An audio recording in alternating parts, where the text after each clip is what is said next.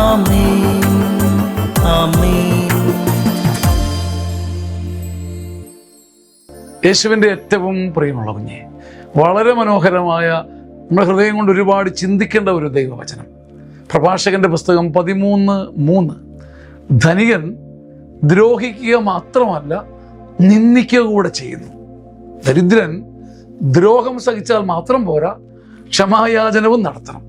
അടിയെല്ലാം അവൻ ഏറ്റുവാങ്ങുകയും വേണം, പിന്നെ കുനിഞ്ഞു കുത്തി കാലെ വീഴുകയും വേണം. ധനികൻ അഹങ്കാരത്തിൽ മതിമറന്ന് ദ്രോഹിക്കുക മാത്രമല്ല, നിന്ദിക്കുക ഉടൻ നാണം കെടുത്തുകൂടെ ചെയ്യും. പാവപ്പെട്ടവൻ ദ്രോഹം സഹിച്ചാൽ മാത്രം പോരാ, അവൻ്റെ കാലെ വീഴുകയും വേണം.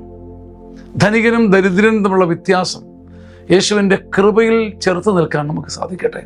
ദൈവവചനം ആരിലേക്ക് വരുന്നു, അവിടെ ധനികനില്ല, ദരിദ്രരില്ല, ദൈവകൃപയുടെ സമ്പന്നർ മാത്രം.